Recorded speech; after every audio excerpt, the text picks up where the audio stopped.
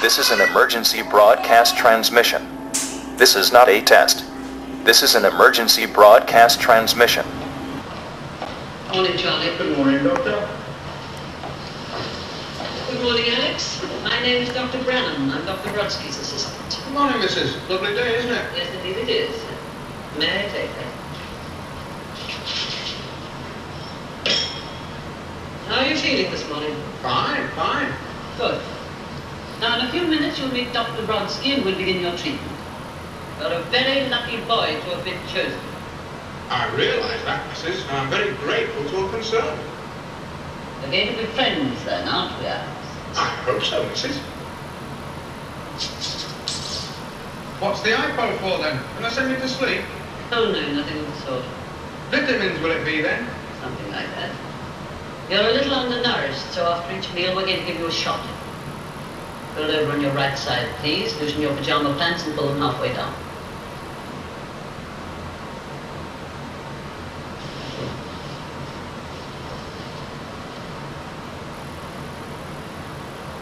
What exactly is the treatment here going to be, then?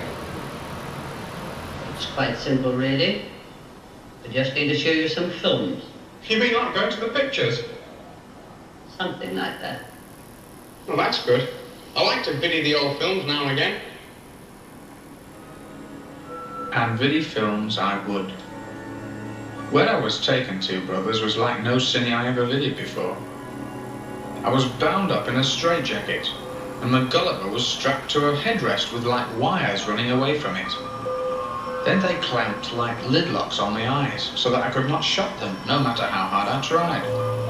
It seemed a bit crazy to me, but I let them get on with what they wanted to get on with. If I was to be a free young malchick again in a fortnight's time, I would put up with much in the meantime on my brothers.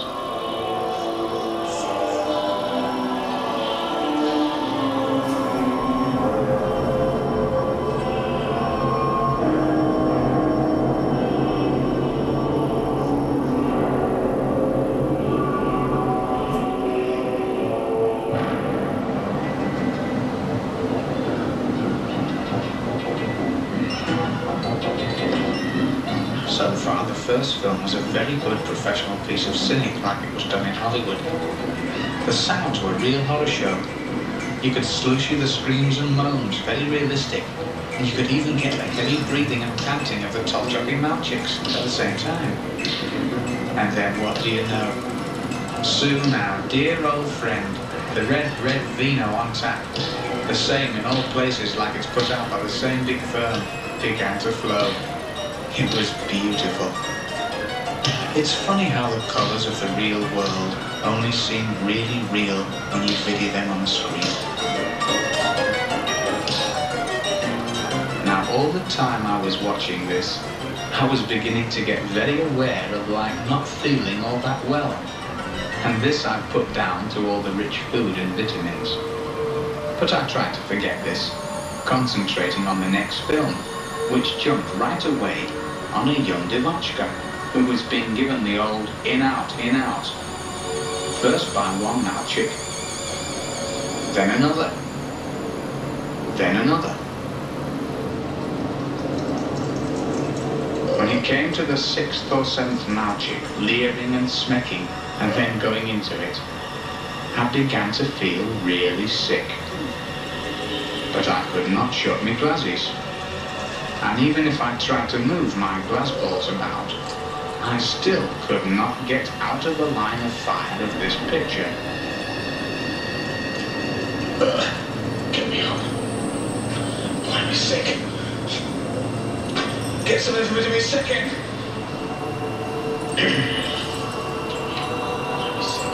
Very soon now, the drug will cause the subject to experience a death-like paralysis, together with deep feelings of terror and helplessness. I can't stand it anymore. One of our early test subjects described it as being like death, a sense of stifling or drowning.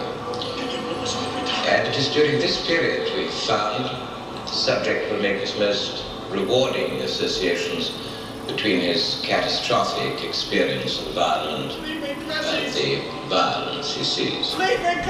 And with the charges filed late this afternoon in connection with the gruesome death of a mother in the Bronx. Her body was found chopped up in bags. 2 people now charged in this case, including her own son. Eyewitness News reporter Kimberly Richardson is following developments from the Mott Haven section of the Bronx. Kimberly, tell us what you know. Well, Diana, unlawful dissection of a body, that's what Bashid McLean now has to think about.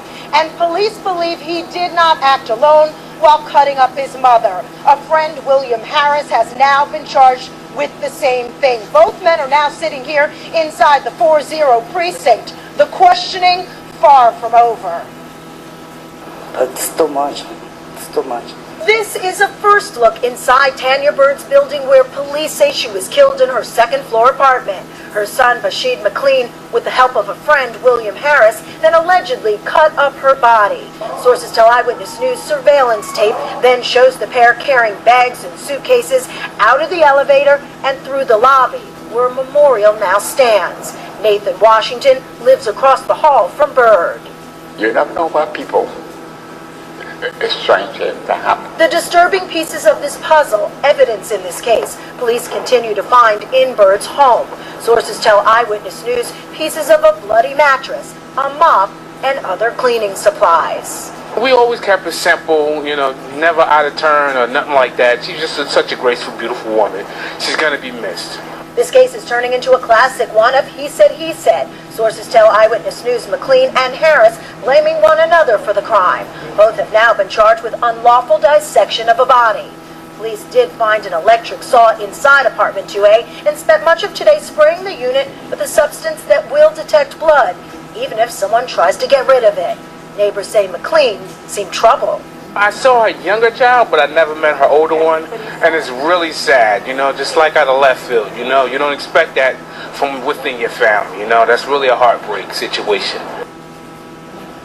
Now, both men have also now been charged with hindering prosecution. Sources tell me that they are also looking through McLean's cell phone for possible pictures he took of his mother's mutilated body. Of course, this case is still developing, and all of those charges could be upgraded. For now, we're live in the Mott Haven section of the Bronx. Kimberly Richardson, Channel 7, Eyewitness News.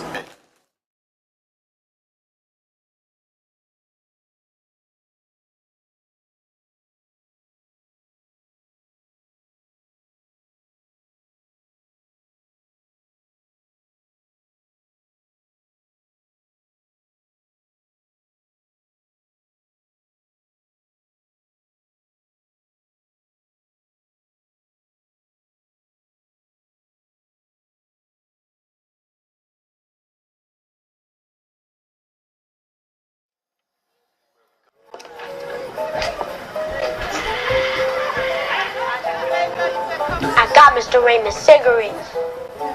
Go on in back.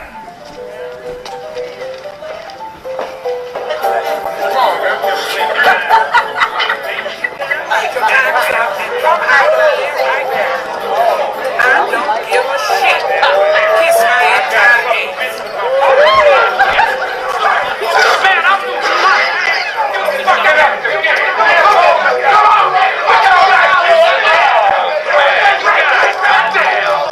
Come on, kid, give me my cigarettes. Wait, hold it, man, hold it. Wait, what the fuck is this kid doing in here? Get the hell out of here before I kick your little ass. You ain't kicking shit. Don't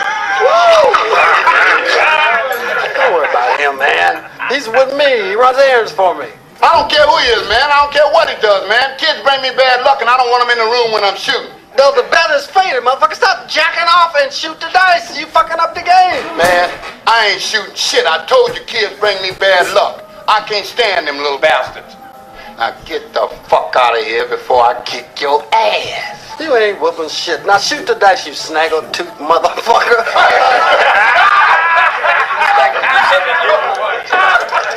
All right, I'm gonna shoot these motherfuckers. You understand? I'm gonna shoot, but I bet not crap. That's all I know. I just bet not crap. Come on, Six, with your funky ass. I've been waiting for you all night. Baby needs shoes. My wife needs clothes. And you need some teeth. Shoot the goddamn dice, man. Hey, man, I'm gonna shoot the damn dice. You understand? I'm gonna shoot them. I'm gonna send every one of you motherfuckers home, bro. Shoot them, bro. Oh, shit. Come on, Six, with your bad on, you half crabs!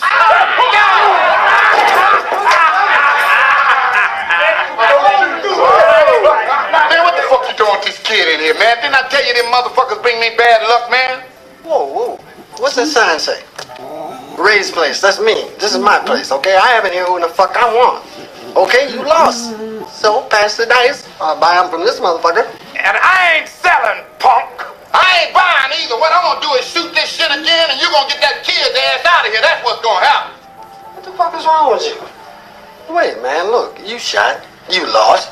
I mean, we'd have paid you if you won, but you lost. Now take your big ass home and brush that tooth. You think that's funny, huh? You think that's funny, huh? Oh, man. Huh? I told you I couldn't stand kids in the room when I was shooting. They bring me bad luck, but you wouldn't listen, would you? I'm listening.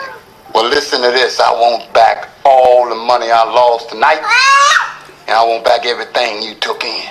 You understand me, you smooth-talking son of a bitch? Do you understand? Mm-hmm. Now tell that old frog-faced, gravel-voiced dude to take his slow-walking ass on out there and bring back the money. Tell it. Otherwise, I'm gonna stick your ass. And I'm gonna stick him, and I'll definitely stick this little janky-ass, bad-luck motherfucker standing here. I think you're gonna have to stick us, because I ain't giving you shit. Now, wait, please, before you do, I just want to tell you one thing. What you want to tell me, punk? Huh? What the fuck you want to tell me, man? Huh? Just what the fuck you want to tell me? It slips my mind. Slip your mind?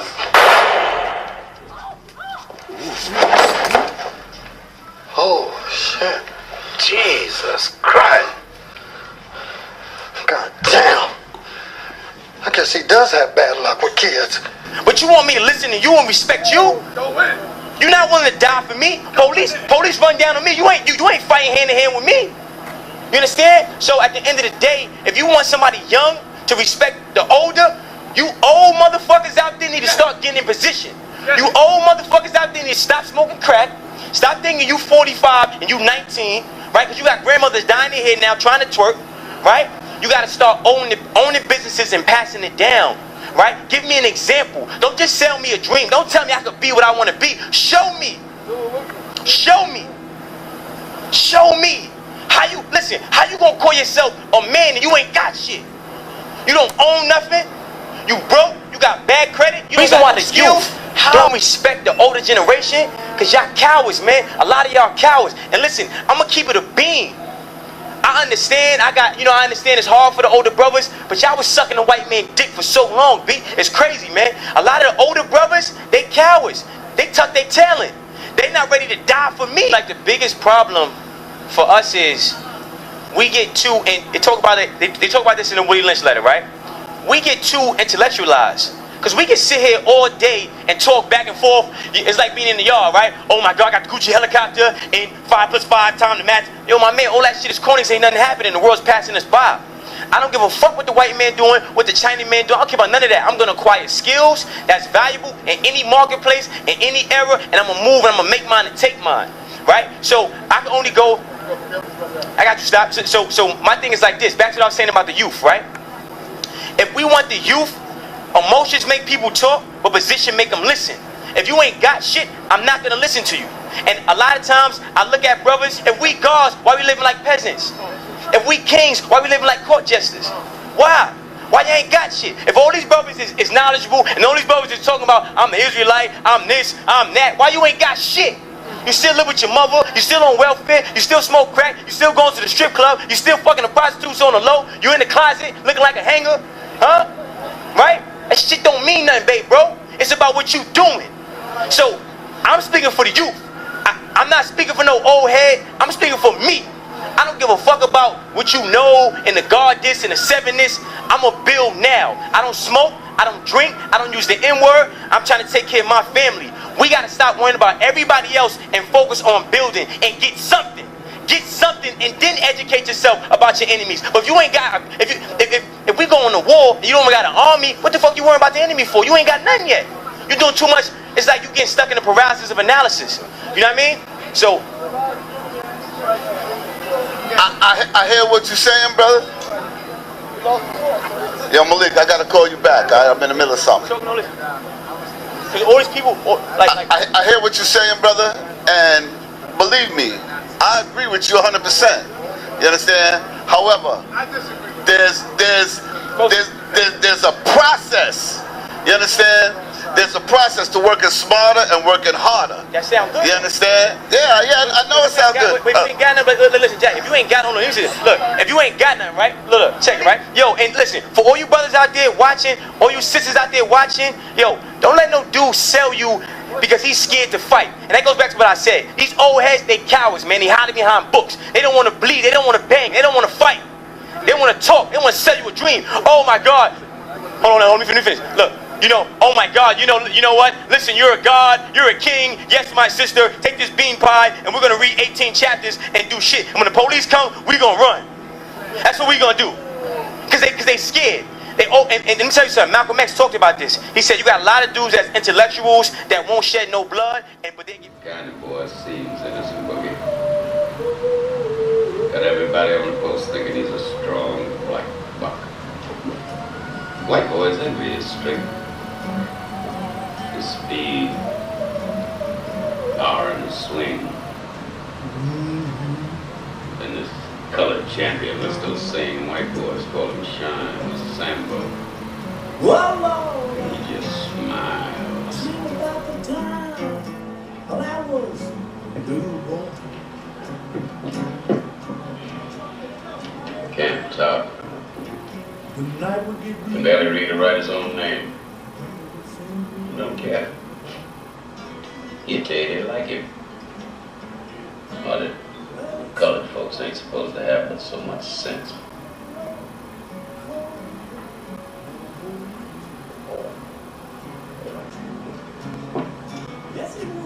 You know the damage one ignorant Negro can do. We were in France in the First War. We'd won decorations. But the white boys had told all them French gals that we had tails. Then they found this ignorant colored soldier. Paid him to tie a tail to his ass and run around half naked making monkey sounds. Put him on a big round table in the Cafe Napoleon. Put a reed in his hand.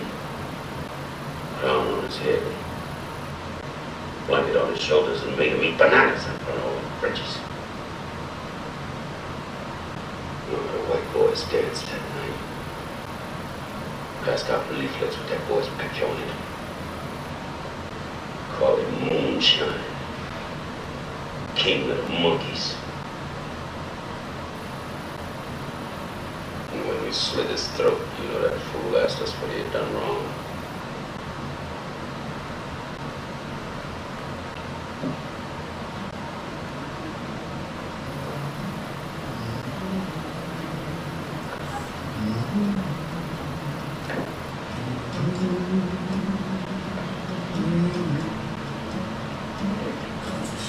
My daddy told me we got to turn our backs on this kind, will we?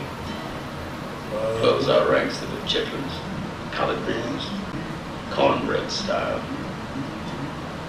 We are men, soldiers, and I don't intend for our race to be cheated out of its place of honor and respect in this war because of fools.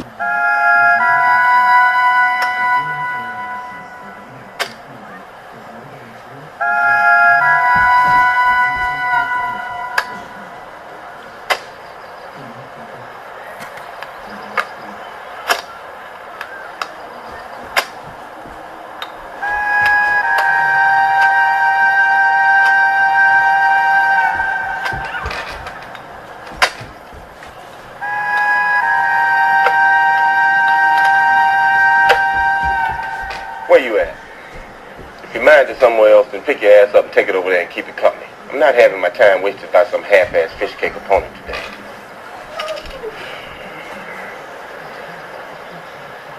Take the last move. In fact, take back the last three.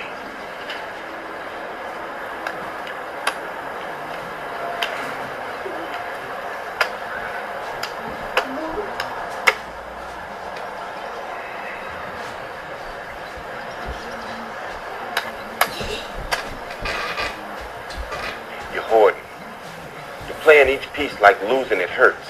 This ain't checkers. You want my king. You got to come get my king. All these other pieces are just a means to do it.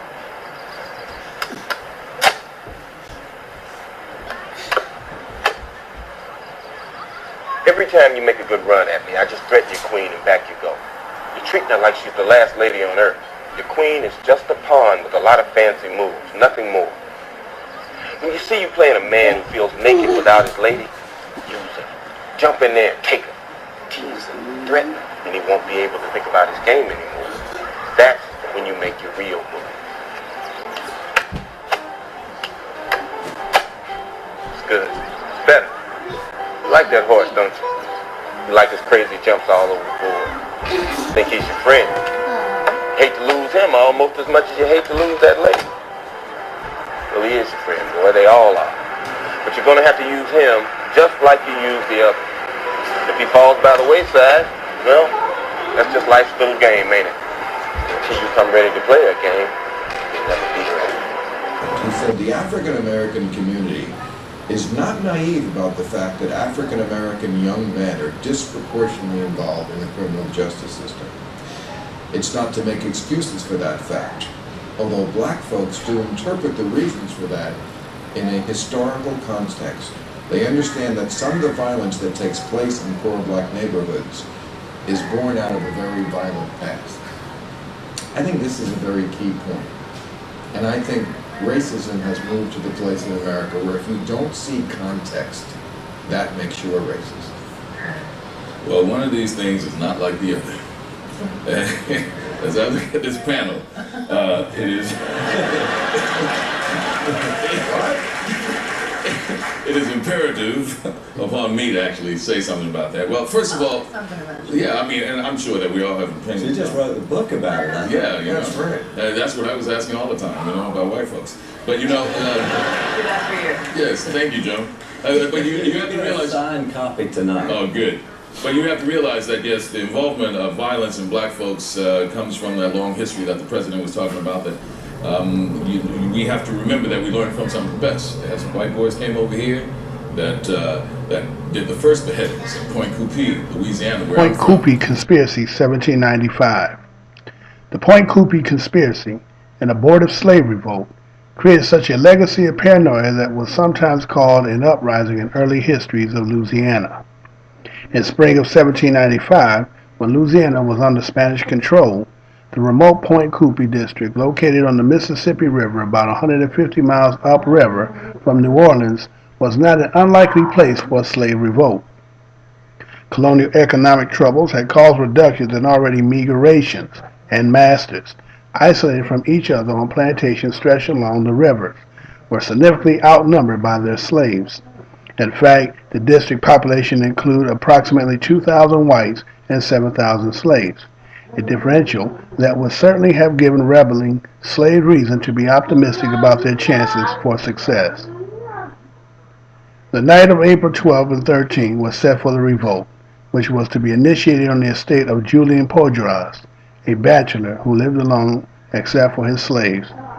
Poydras, a prominent Louisiana literary figure, was considered one of the most humane planners in his treatment of slaves. He had planned to visit the United States in April, which may have been a factor in timing the rebellion. The slaves planned to steal guns and ammunition from Poydras' stores and then set fire to a building on the estate. It was hoped that the masses from neighboring states would come to help extinguish the blaze, and when they arrived, they would be killed. Slaves would then march on the other estates, killing both the masters and those slaves who refused to participate in the rebellion. On April 10th, 2 Tunic Indian women betrayed the rebellion when they informed Spanish authorities of a conversation they had overheard. Upon learning that the slaves intended to kill all whites except for the young women, the Indian women apparently feared for their own safety if the revolts were successful. Patrols were immediately dispatched with orders to arrest all blacks assembling at plantations other than their own and any strangers found in the slave quarters. Authorities found several witnesses who confirmed the story told by the Tunic women. Governors of Louisiana and West Florida, Luis Francisco Hector de Carondelet, was informed of the plot, and he ordered all commanders of Louisiana to make a simultaneous raid on slave quarters to confiscate all arms. Slave insurrection, that was the way you dealt with it. Tuskegee syphilis experiment. The Tuskegee syphilis experiment was an infamous clinical study conducted between 1932 and 1972 by the United States Public Health Service to study the natural progressions of untreated syphilis in rural African American men who thought they were receiving free health care from the United States government. The Public Health Service started working with the Tuskegee Institute in 1932. Investigators enrolled in the study a total of 600 impoverished sharecroppers from Macon County, Alabama. 399 of those men had previously contracted syphilis before the study began, and 201 did not have the disease. The men were given free medical care, meals, free burial insurance for participating in the study. They were never told they had syphilis, nor were they ever treated for it. According to the Centers for Disease Control, the men were told they were being treated for bad blood, a local term for various illness that included syphilis, anemia, and fatigue. The 40-year study was controversial for reasons related to ethical standards, primarily because researchers knowingly failed to treat patients appropriately after the 1940 validation of penicillin as an effective cure for the disease they were studying. Revelations of study failures by a whistleblower led to major changes in the United States law and regulations on protection of participants in clinical studies. Now studies require informed consent, though foreign consent procedures can be substituted which offer similar protections. Such substitutions must be submitted to the Federal Registers unless statutes or executive orders require otherwise. Communication of diagnosis and accurate reporting of test results. By 1947, penicillin had become the standard treatment for syphilis. Choices available to the doctors involved in the study might have included treating all syphilitic subjects and closing the study, or splitting off a control group for testing with penicillin. Instead, the Tuskegee scientists continued the study without treating any participants and withholding penicillin and information about it from the patients. In addition, scientists prevented participants from accessing syphilis treatment programs available to others in the area. The study continued under numerous U.S. Public Health Service supervisors until 1972, when a leak to the press eventually resulted in the termination on November 16. The victims of the study included numerous men who died of syphilis, wives who contracted disease, and children born with congenital syphilis. Physicians in this time were fixed on African American sexuality, and the willingness of African Americans to have sexual relations with those who were infected led them to believe that the responsibility for acquisition of the disease was solely upon the individual. The Tuskegee syphilis study, cited as arguably the most infamous biomedical research study in the United States history, led to the 1979 Belmont Report and the establishment of the Office for Human Research Protection, the OHRP. It also led to the federal laws and regulations requiring institutional review boards for the protection of human subjects and studies involving human subjects. The Office of Human Research Protection, the OHRP, manages this responsibility within the United States Department of Health and Human Services. Incident. We're going to see how black men die if they have syphilis, but we pretend we treat them with penicillin, and we're just going to watch the pathology of how they die. Now, that wasn't back 200 years ago. That was 1930 to 1974. We were talking about giving these wonderful blankets to the Native Americans. Siege of Fort Pitt. The Siege of Fort Pitt took place in 1763 in what is now the city of Pittsburgh, Pennsylvania, United States. The siege was a part of a Pontiac Rebellion, an effort by American Indians to drive the British out of the Ohio country and back across the Appalachian Mountains. The Indians' effort to capture Fort Pitt ultimately failed. This event is best known for the documented use of biological warfare when the British Army at Fort Pitt attempted to infect the besieging Native Americans with smallpox using blankets that had been exposed to the virus. The incident may have contributed to the widespread smallpox epidemic that killed much of their population during and after the war. infected with smallpox as they walk on that trail of tears just to see how they die and to eliminate their population so we can take all of that land. So the violence that is in America has come from a very learned position that was brought here by some Caucasian folks. All right? So now, when it comes to the NFL, when it comes to the NFL, you have black men who are taking advantage of this opportunity to go there. So for every 1, 2, or 3 that may have been in the news because of violence, there are another 2,000 that report themselves as gentlemen, as husbands, as fathers, and as great professionals. So we must remember them also. Okay. So, but you know, but yes, people are responding to that. They see that image of that black man. You know, one of the MacArthur Foundation fellows that just won is a psychologist, Jennifer Eberhardt from Stanford, who deals with racial messaging and inequalities that people is either learned or subconscious, that when you see me in a certain situation, you think violence. If they see you in a certain situation, people don't see violence. So the image of the black man being violent has been perpetuated for a rebuttal from the whites. Well, let me say this. Equal time. Since under Goodell, since 2006, there have been 57 cases of domestic violence, and half of those went unpunished. I think what was good about today is he was saying, okay, we realize there's a problem, we realize we should have addressed this long ago, we're going to do it now, and I think the idea of a little more education, a little more counseling, it's going to help everybody, white or black. It's important. Spoken like a guy who's still in office. I got 3 months left. Please, we've got to say domestic violence is not a black thing. Right. It's just not a black thing. We've got Judge Mark Fuller in Alabama. Horrible. What about kid spanking and kid beating? That seems like something. I mean, we all know every black comedian ever has done it. Even Bill Cosby did a routine about the beating start tonight. Well, the mythology of the black family and the spanking, and you know, I brought you into this world, I can take you out, and we all carry that. I got spanked by my father. But you know, whatever side of the argument you fall on when it comes to corporal punishment, whether you believe in it or you believe in timeouts, you can abuse either. You know, I mean, you can put a kid in a room for 3 days with no water or food and call that a timeout, but that's abuse.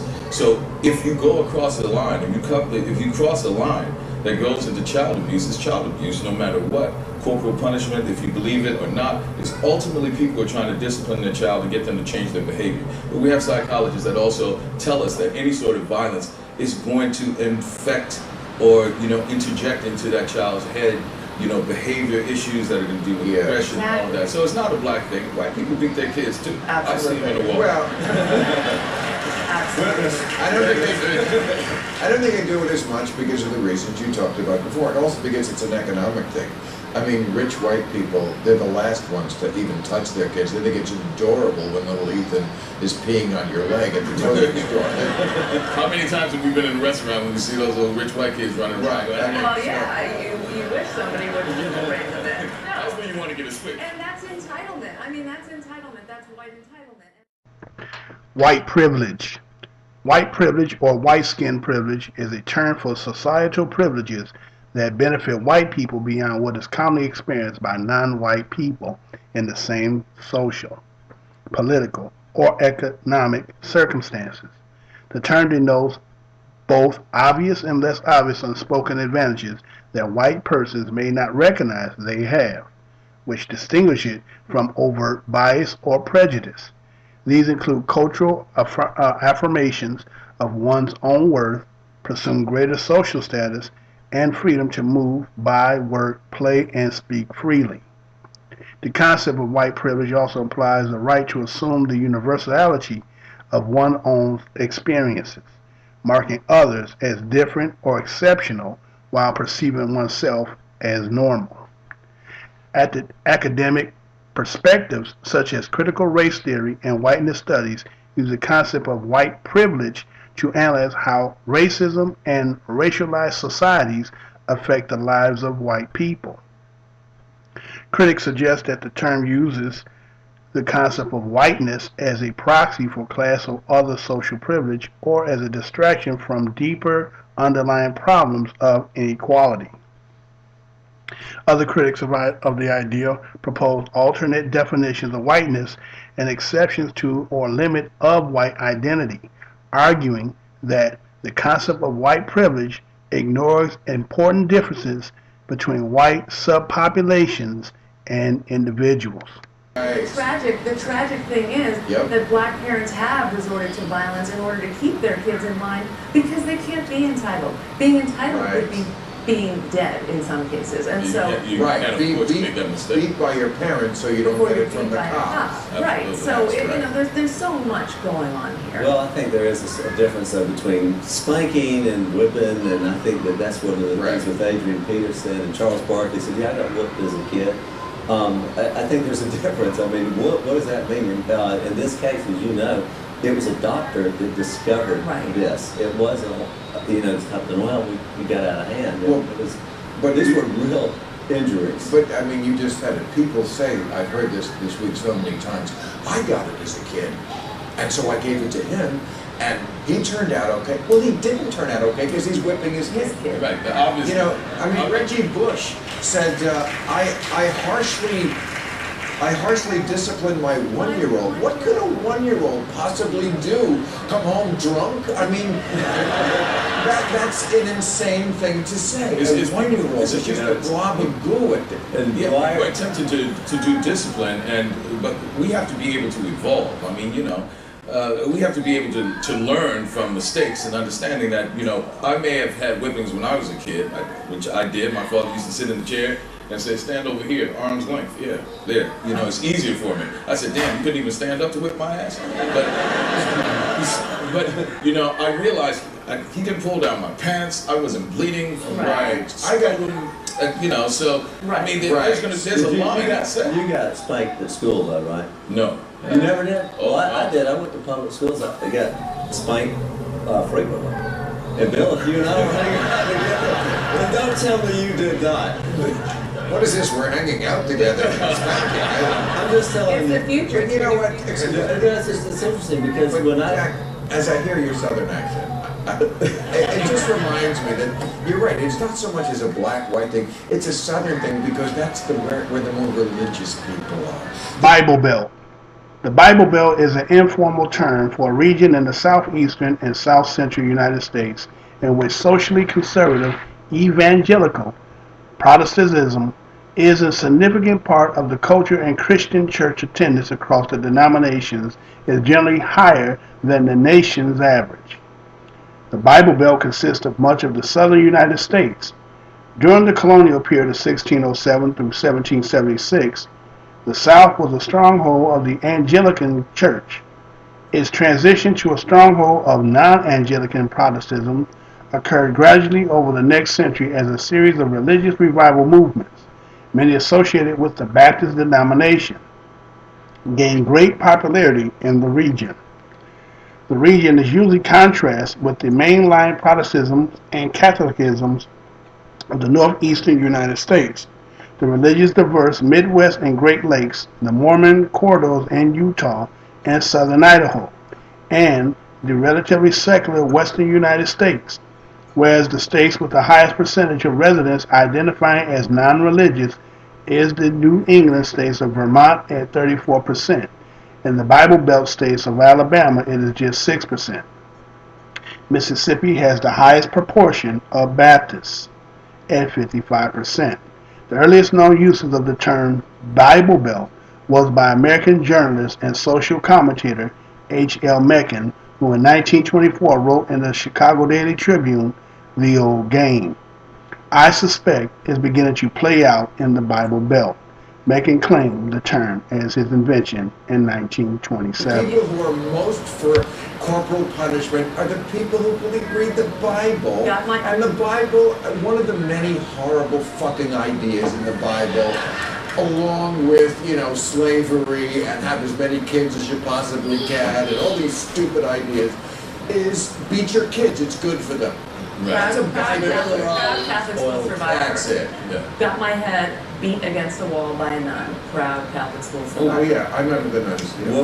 What part of the country? Long Island. Yeah. Because we're below the Mason-Dixon is Long Island. I just brought it up. It's close. As long as we're up. My old man was from Brooklyn, New York, and he would spank me. So, all right. So as long as we're on the subject, there was a new video that came out about from Ferguson this week. We were off all of August when most of that hit the fan.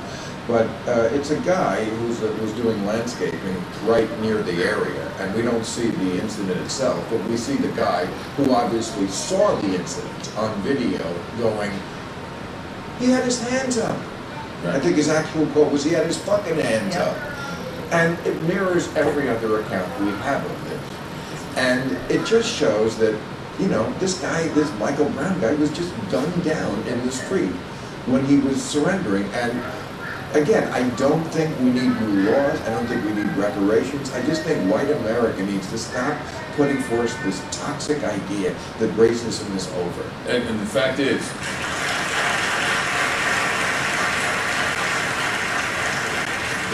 while we have this very comfortable colloquial debate about it, when the lights go out and I go out in the street and I get behind the wheel of my car, the most dangerous moment I ever have in my life is when a police officer pulls me over. Every black man in America knows that when that happens, there's actually a possibility his life may come to an end, and that shouldn't happen.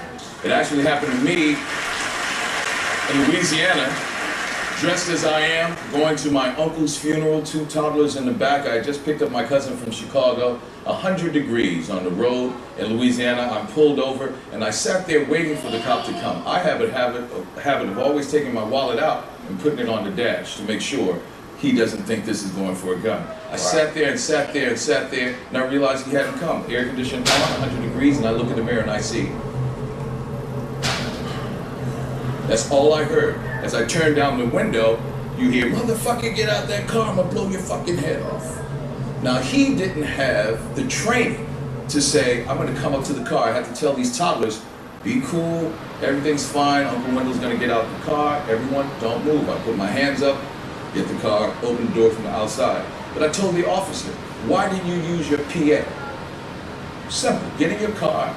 Well, why didn't you respond? I said, I had the windows up, it's 100 degrees and the air conditioner is on. I can't hear you.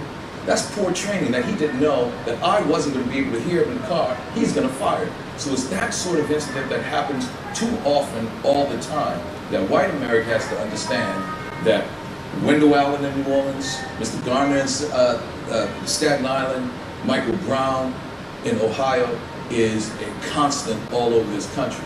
And if we're going to sit here and pretend that we are post-racial, you have to realize that I can't afford for your belief or denial that my life isn't in danger. Okay. But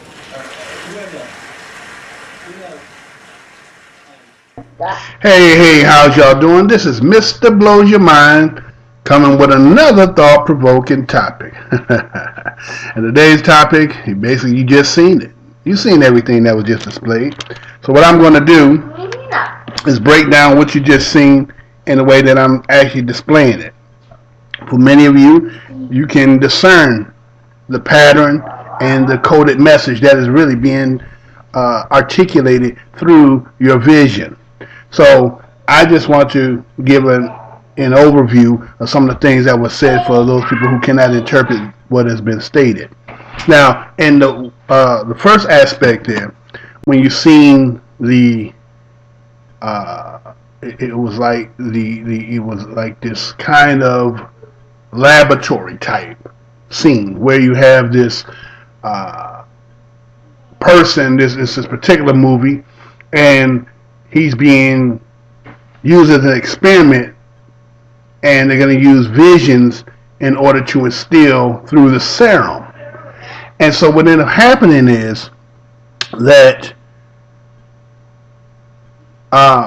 when his vision correlated with his brain, that gave a psychological and emotional feeling to his body based on the things that he were intaking through the vision that he was getting, end up,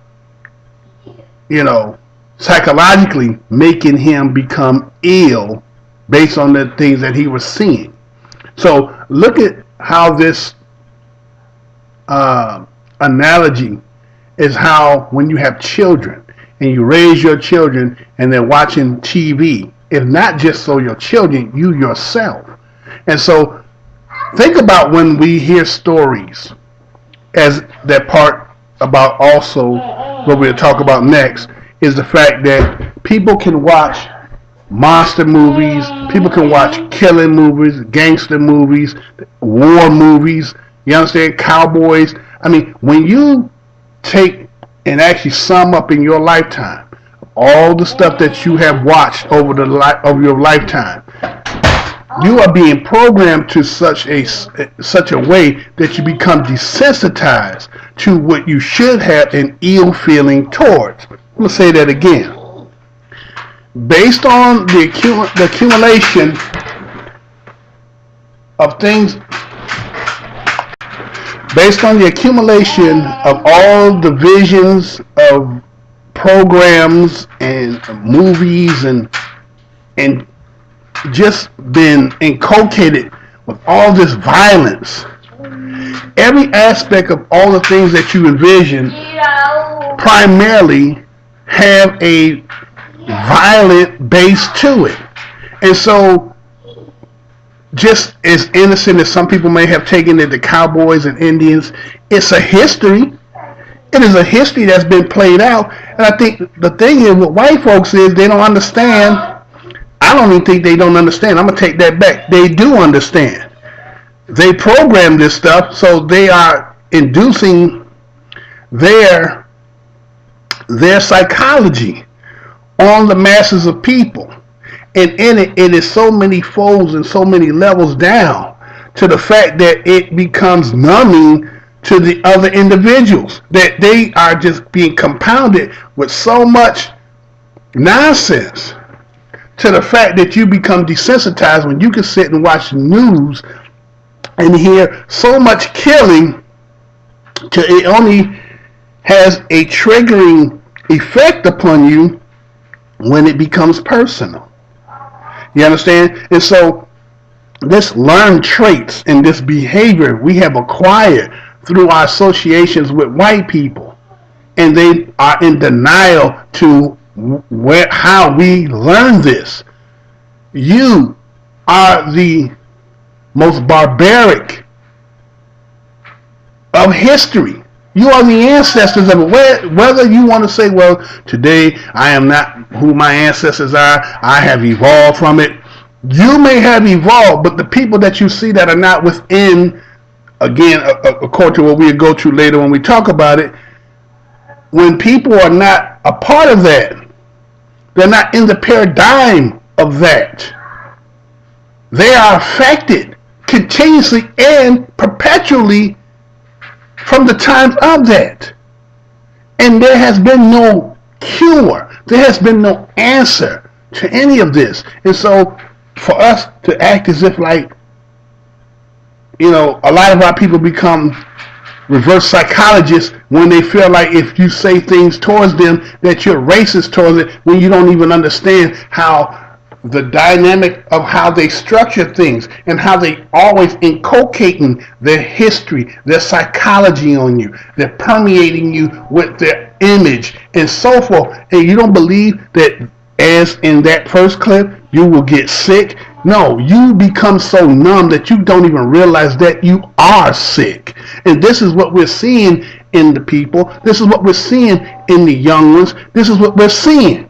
This is the things that are starting to now, they're going to fruition out. We're going to see a lot of this. This is not going to be something new because we just seen serial killers, which for those who can go back some, that when you heard that word, you never associate it with black folks. And I'm only using black folks. You know I already made the video to actually break that down, but just for conversation, so that we all on the same page. You know, you got these words now that used to be associated with one particular type of people. Now, because of the sickness that our people have acquired through our associations with the person who's trying to put on the front as if like we're doing nothing, we haven't been a part of it, this is your own atrocities and you've done this on your own. That's just denial, period. Your ancestors, including you today, still perpetuate the same design that was in the beginning. Okay? And so what you end up having is these are the behaviors based on the traits from who you are. And so what you're seeing as the culmination of it is when the story you see of the son and the friend who dismembered his mother. Now, I'm not saying that every family is smooth going and that sometimes there's no disagreements in it. You can agree to disagree or disagree to agree. But we don't get to this level. What is it that is making the younger people seem to want to lash out at the older people based on their frustration, based on their not understanding truly the history, not understanding that there is a design, there is a white supremacy aspect to things, and that they're looking at the older people as if like, well, it is because of you that I am in the condition in. And that is not true at all. It is not true at all.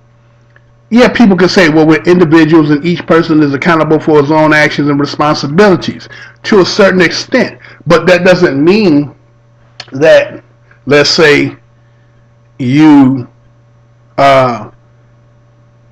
there's not a behind the scene. There's not a Wizard of the Oz. You understand what I'm saying? You hear the voice, and then behind the curtain there's a little man, right? And so that would be how the system is being ran. What you see is one aspect, but what behind the scene you do not see. And if you cannot discern it or interpret it or to understand it, then it's not even part of your consciousness. And if it's not part of your consciousness or your awareness, then who do you lash out when you can't put your finger on it? So you're lashing out at the people who are most closest to you, and because you look at their conditions based on, again, when we look at this using visions, we're using televisions, we're using magazines and stories to infiltrate this consumer nation. And when you are on the deprived end of being a deprived consumer, and you don't have the economics because of the design of it, it breeds animosity. And so the animosity is, who doesn't want anything? Who doesn't want to have nice things, if that's your choice? You feel what I'm saying? And so children don't understand that. Children are naive. And they grow up until it gets to a particular point in life when you start to ask questions to try to figure out what is this all about. But before you get to that point, you only in the aspect of why I can't have, why you don't provide. You know, it seems like you're not trying when you really don't even understand. So when you seen them two, I don't even know what to call them. And I can't even say whether it's factual or not, but, you know, I'm just saying, I don't understand how you get to the level that you will dissect your mother up, and then you bring your boy in, and your boy is helping you to do it. It's like, I mean, this is beyond blowing your mind. You understand? I mean, I seen a little time back where there was a brother who, again, let me take that again, extract that. No brother. I heard a story of somebody who was kind of melanated who killed his mother to get the money out of the bank so he could be doing videos flashing the cash. What is permeating in the minds is this learned trait and behavior that we gotten from the Caucasians, who now try to mask over as if like, well, we were never that way. We were never this way. Our whole experience has been learned through your association. And so anything that you try to attribute to us, it is not from us, it is from you. You educated us, you brought us here, you enslaved us here, you inculcated your tongue, your mindset, and then what you're seeing the fruition is, that is not them, that is you. It is what you have bred it. And you try to deny it, but in actuality, that's why the Creator is coming. The Creator is coming to settle this debt. No matter how you want to put it, it don't matter what philosophy people are talking about, whether it's a church philosophy, whether it's a Scientology, or whether it's Egyptology, whether it's more science, whatever it may be, the architect creator who did this is bringing some kind of retribution to resolve this illness, because it cannot continue like this. You understand what I'm saying? It cannot. And so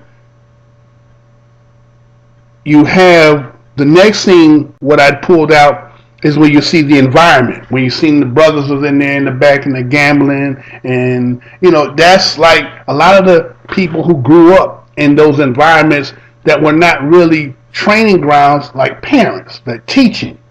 You was an environment that you learned to be fast, and you learned the game, and you learned the streets, right? And so there was no real structure in there. And then to hear the older gentleman in there say that kids bring me bad luck, huh?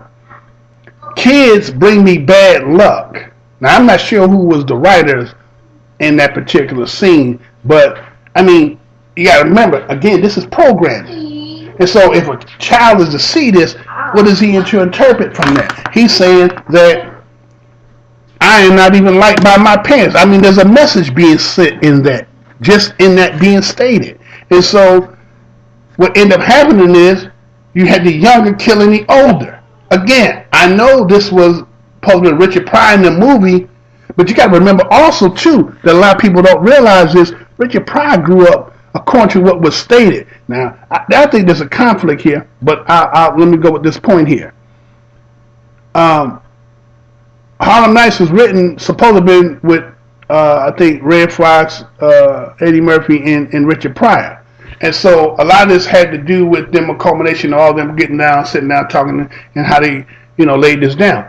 But what I'm saying is Richard Pryor, according to his biography, Richard Pryor grew up in a pimp hole, in a brothel.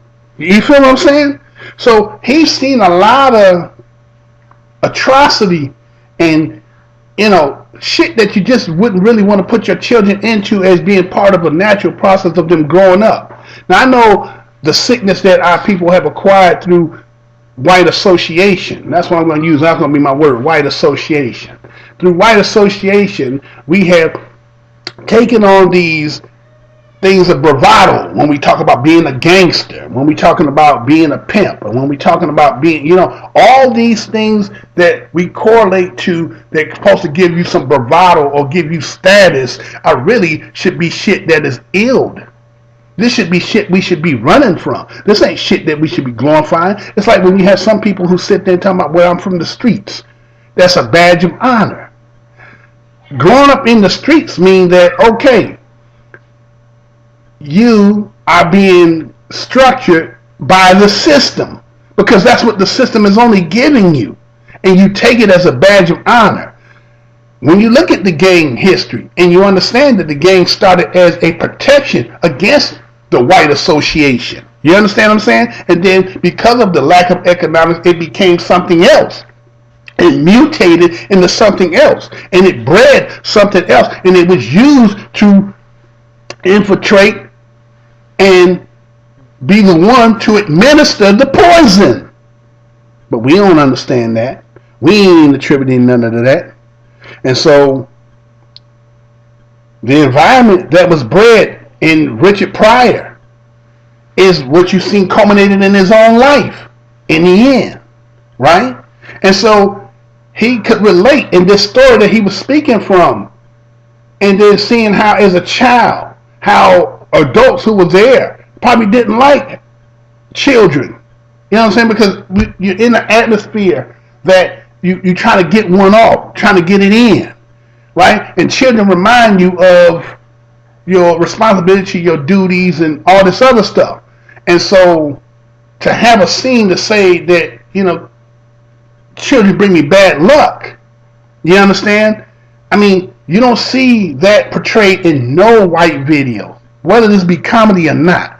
The point is, these images are so powerful that now they're starting to really be fruitioning amongst all our people, and they're playing this shit out. This cutting your mother up, dissected shit comes from what? These so-called scary monster-ass movies that they be doing. Texas Chainsaw Massacre and shit like that, right?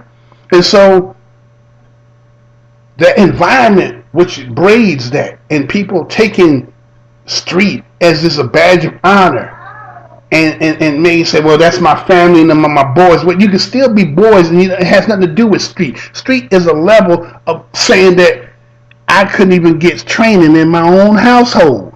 So that means there comes a neglect from your parents, or you were rebelling against what they were trying to inculcate in you. Because one, a lot of these people, and let's get this straight, a lot of times most of the cats that was on the street is because they became money hungry. And if you was living in a household and the parents are trying to get you to go to school, well, you can't make money if they're trying to force you to go to school. So, you know, if you don't play by my rules, you get out of my house, or they get out of the house so that they can play by their rules, which is the rules is you to get money. And so a lot of them to get money is so that they can acquire the material things that make them feel, have this confidence of themselves, so that breeds in the community that they have some kind of popularity. Other than that, what else is it good for? Oh, you get locked up. That is good for that too. You understand? So look at what it's establishing and what it's only good for. So street badge don't mean nothing, but we've taken it to mean that it means something, and we do it with such bravado, and our chest stuck out, and I spread our wings like or our feathers like a peacock, when it should be looked upon as nonsense. But that's because of the white association and the sickness that has bred in us, that now when you look at us, we can't discern. We're so damn numb that you take shit and then you make it a coffee table and say, put your drink on it. And somebody say, again, I know that shit. That ain't shit. I'm telling you, it's a coffee table, right? So anyway, somebody might have heard that before, an analogy I used before. And so from that scene, what you've seen is the little boy, and then the next thing you've seen is a younger man who was saying to the older people why he don't respect them. So it was kind of like a growing up process from that particular aspect to the next part, right? And so you had this young brother sitting here, and he's saying things that he believes to be. Now, you didn't get to see the whole video. And matter of fact, that video ain't even up anymore because it angered, and it stuck in the craw of a lot of us. And, this to me is the mindset that we have to be looking at today. And this is the mindset that a lot of these younger cats are in. They are feeling that the older people are in the way, that you haven't set any foundation for me to be able to inherit. And so they say, I got the blueprint, you get out the way, you've been doing nothing but holding and kissing up to the white man, and you don't want to fight. And it's like, before you was even here, and the people who you talking to, they were your age too, and they said the same thing. This has been a cycle. This ain't just started yesterday, last night, 10 years ago, 50 years ago, 100 years ago, 500 years ago. This has been going on for thousands of years. And that's for those who might be hearing that. You feel what I'm saying? And so you see people, actually agreeing with it, and then the older brother that's in there tried to give some, he was in agreement to it, but you didn't get to see the part how he cut him. See, it's called constructive criticism. See, I can hear what you say, and there may be some truth to what you're saying. But if you only have partial of the puzzle, then you don't get the whole picture. If you only got the outside of the puzzle, you don't see the inside. If you got the inside of the puzzle, but you ain't got the outside, how do you know what the whole picture is if y'all don't give you the box to see what the picture supposed to be? And so because of your lack of understanding and knowledge, you spew things from an emotional hurt stage. And this young brother here, according to what he has stated, did not have a good foundation, period. And let me give you his analogy without saying his story directly, because it's not about him, it's what he said, and as he said, he's representing those people like himself. Now, here's my analogy. My analogy is this. let's say, if you understand the game of poker, your parents would be the dealer. You would be the recipient from the dealt of the cards. And based on the dealer dealing the cards, the hand that you get is the hand of life that has been dealt to you. Okay? Now you can have a good hand, you can have a so-so hand, you can have a pure shitty hand. Now, accordingly, the way you play the game is, you have to ask the dealer for another card. Now, asking the dealer for another card would be as a representation of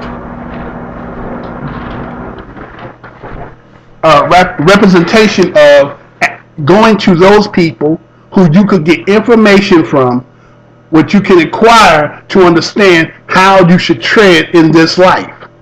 And based on the people that you come to, the card that has been dealt either is going to increase your hand or is going to worsen your hand. Understand me? And so, according to your associations in life and those people who you are surrounded by, and based on the hand you are dealt, you can only speak from the hand you were dealt and the people that associate who you have associated with. You cannot put everybody in that category. Because let me tell you, young brother, if you'd have been around me, I could have instilled some better things in you. Because you quoted some things, but they were not accurate. They were stated in the way you wanted to transmit it, but it wasn't really accurate. When you said Willie Lynch, and then you said something, right? And then when you said Malcolm X, Malcolm never said that. You understand what I'm saying?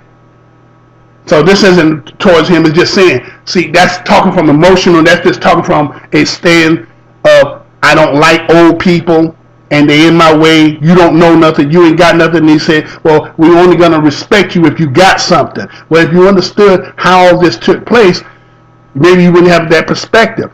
In one breath, you say you kind of understand, but in actuality, you don't understand. And that's what I'm saying. That generation, you're confused. This is why you're getting the Pharrell, which ain't really even a youth. And then you had this, what's her name from the Cosby Show, Simone. You're seeing all these, confusedness. You're seeing it. Okay? And so, this is the creation of our white associations. This is what you're seeing now. And so, they created it, so they make a system to catch it and make economics off of it. Okay? And so, when you seen Samuel Jackson sitting there playing chess with the son, this is the guidance aspect of things. This is how, if young men could get this proper guidance, right? And how they sat down with a game of chess. And chess is like life, is an analogy to life. And understand how this game is played. Okay? And this is what he was imparting to him. And then if you understand this movie and seen this movie, you understand that he actually used that same that same analogy that his father gave to him about that chess game is how he ended up using that in that particular situation. How he used people to get what he needed to get other ones out the way. So that was teaching of life. And so when you don't have a good foundation of that, when your foundation does not start off well, you're like the poker game. You've been dealt a bad hand. So you need to inquire through other people to get another card to get you a better hand. And if you're going to shun the information from people that because you see them don't have businesses and houses, doesn't necessarily that their information is not good and pertinent. It just means that sacrifice means that somebody has to lay low to be sacrificed so that other ones may benefit. But if you don't understand that, then you don't understand that. You are you today, but you may be still saying this when you get 30, 40, 50 years old. You feel what I'm saying? There is no blueprint. The only blueprint there is, but it cannot be discussed openly. You feel me? Now, what you have is, the next scene is you have the brother Wendell Pierce. You've seen him probably on The Wire and Trimmy and things like that. And he was on this particular show, and I kind of watch the show periodically here and there because this is like a white association think tank. Some of the stuff that they're talking about. Yeah, they have people on there that look like us, and rarely do you have they come on there and they will have this platform and say things, and the way that he did it, I want to give him his credit for it, for those who may not have seen it, when he talked about the Kupi revolt that was in Louisiana, how he talked about the Tuskegee experiment and how the smallpox, right? And so for a lot of people hear those, but they never really understood it or never really read it. So I did it for you. For those people who won't even go on in and look at, I did it for you so that you knew exactly what he was talking about. And so when you look at this historical aspect of to our association with this white association, it's never been in our best interest. And so if you understood that, then how can you be so against your own people when you understand that there's a dynamic that you're going uphill backwards? You understand what I'm saying? That there's something giving more weight to you trying to strive forward. And so with this Tuskegee aspect about it, do many of y'all remember that they supposedly had called themselves apologizing for slavery? But that's not what really happened. See, this is the slickness of white folks to try to slide things in there on you and make you think. See, the whole dynamic of how they've been structured and creating this new people is through psychology.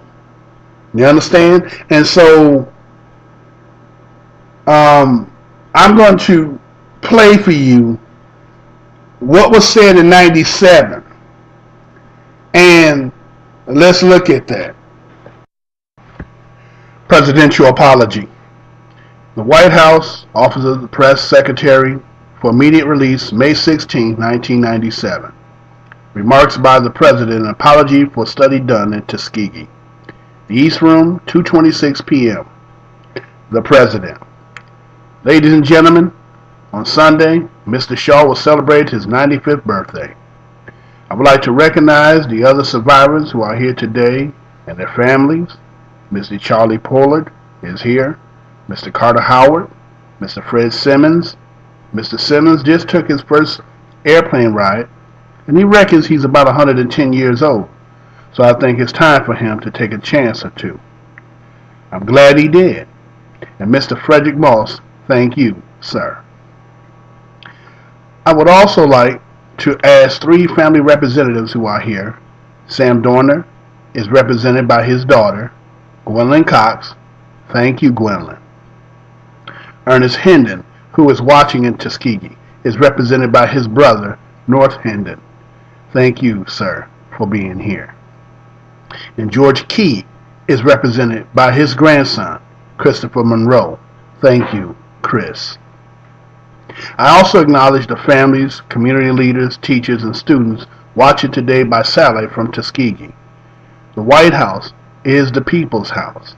We are glad to have all of you here today. I thank Dr. David Satcher for his role in this. I thank Congresswoman Waters and Congressman Hillard, Congressman Stokes, the entire Congressional Black Caucus. Dr. Satcher, members of the Cabinet who are here, Secretary Herman, Secretary Slater, members of the Cabinet who are here, Secretary Herman, Secretary Slater, a great friend of freedom, Fred Gray, thank you for fighting this long battle all these long years. The 8 men who are survivors of the syphilis study at Tuskegee are a living link to a time not so very long ago that many Americans would prefer not to remember.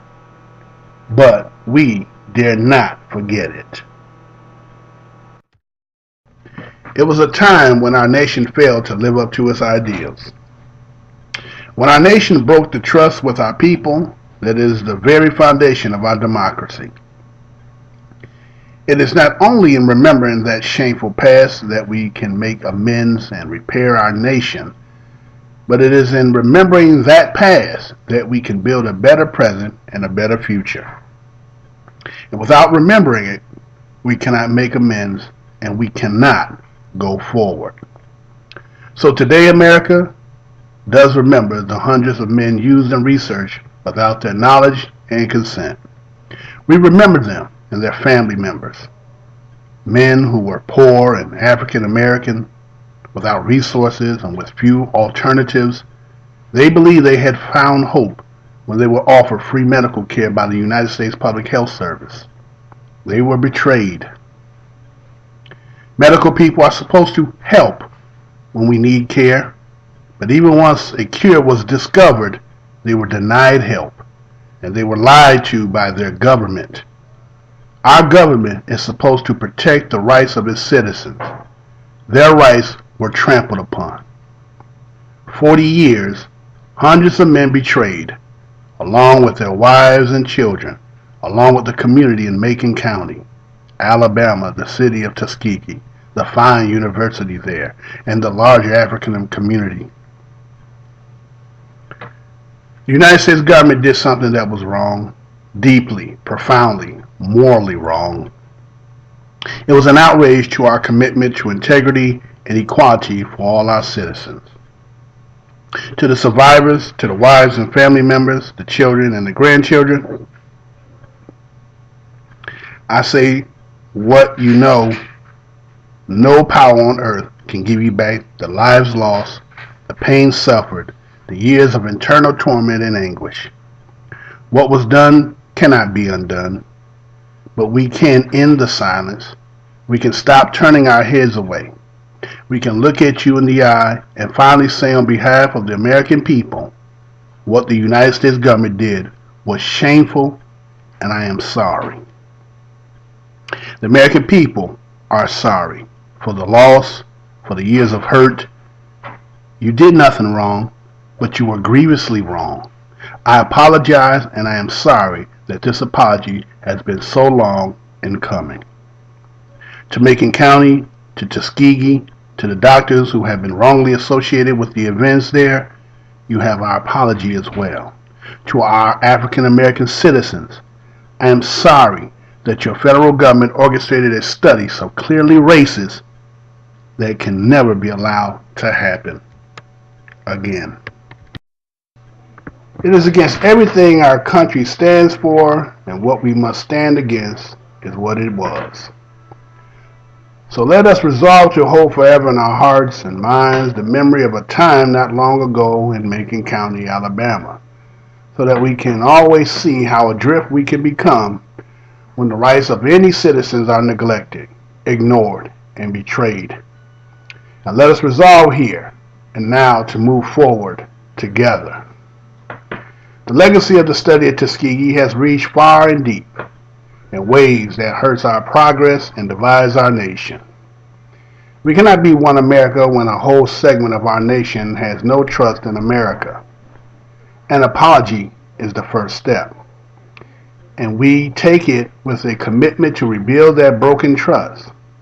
We can begin by making sure there is never again another episode like this one.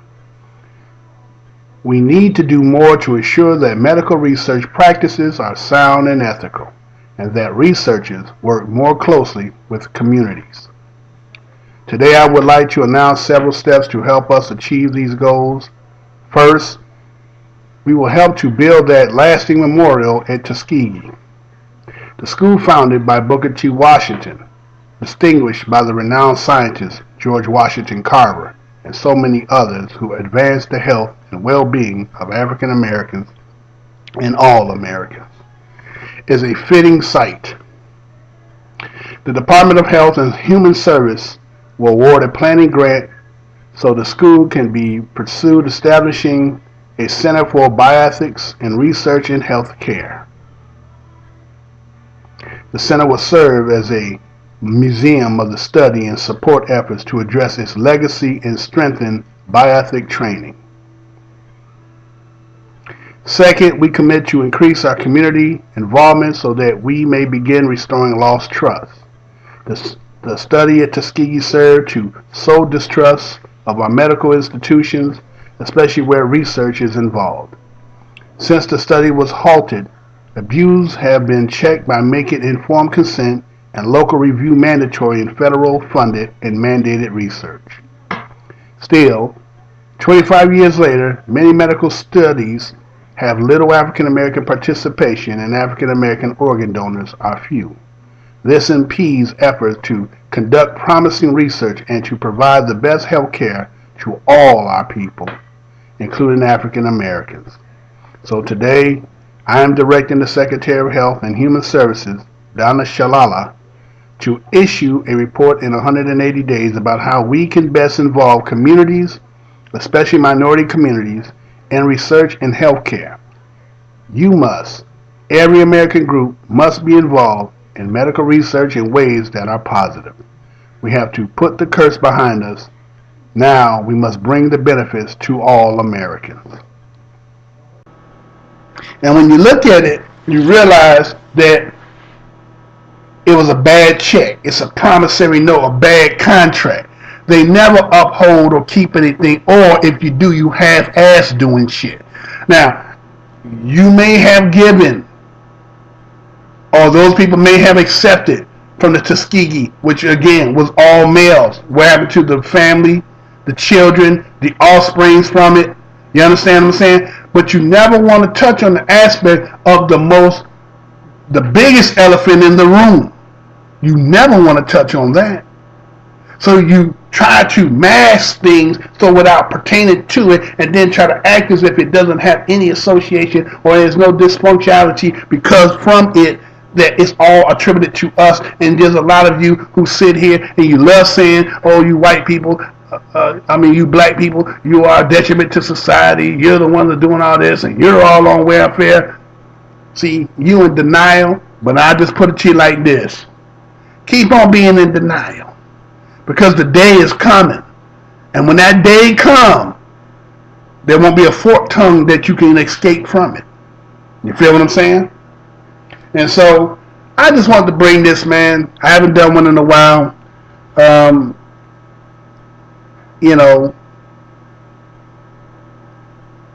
This thing of white privilege and entitlement that a lot of our children don't even understand what that is. I showed you it, so maybe you may have an understanding to it.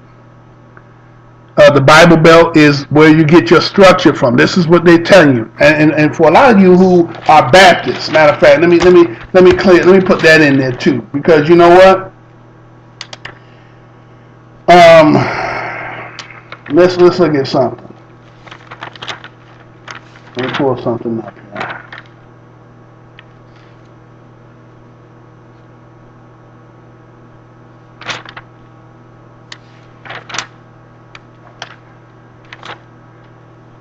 Now, accordingly, that when they talk about the Bible Belt, now your first Bible or Baptist church, it formed in Europe. Do you know that a lot of you who call yourself Baptists, and then again, when you looked at the statistics of the Bible Belt, that it said that 55% of the Baptists come from Mississippi.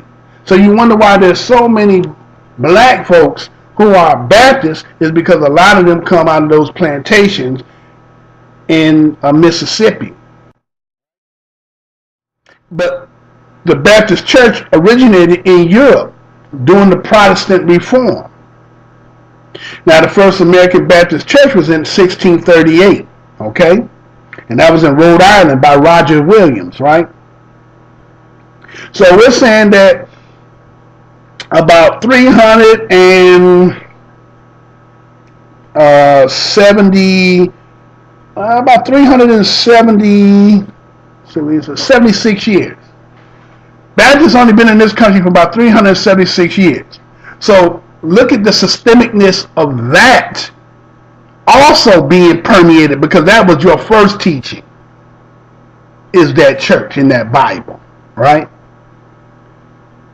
So you had the Church of Christ, the Scientists in 1879, You got the National Baptist Convention in the United States Incorporation in 1890. Now that was in Montgomery, Alabama. It was the oldest, and it's the oldest of the Baptists, and is the parent convention of the Negro Baptist Church. Do you know that there's a separation between the white Baptists and the Negro? They separated. You know why they separated?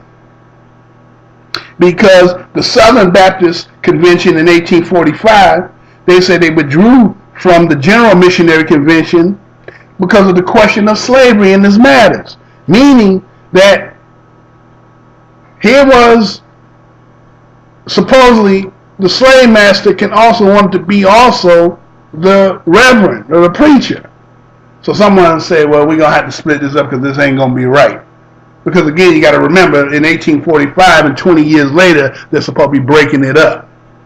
So, of course, they have to now, because again, what a lot of us and some of us don't realize is it was this change of management. When the South lost out in the war, the North picked up and it picked the booty, booty of war, and you and we became it.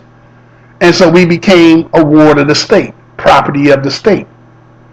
See, they gave back them their property in the South. No 40 acres and a mule was given to you. But they picked up, right? That's why they was able to do the Tuskegee experiment. It was a government project, wasn't it? It was the government who was also, it was the government, right? Doing this study and this stuff on us. The infamous biomedical of all times in the country, right? Done on black people. And what else have they been doing? What clandestine shit have they still do that you don't realize, right?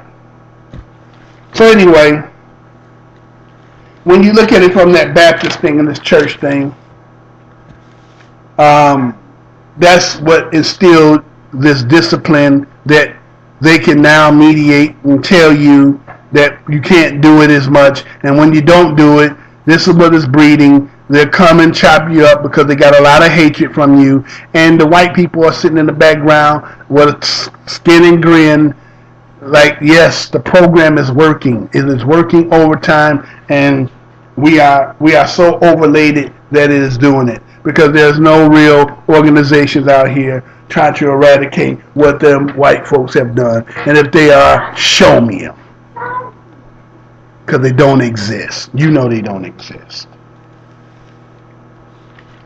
So when you look at your history, you look at everywhere you go, it's been the same thing. The same way. No matter where you go, it's the same history. All around the world, same song.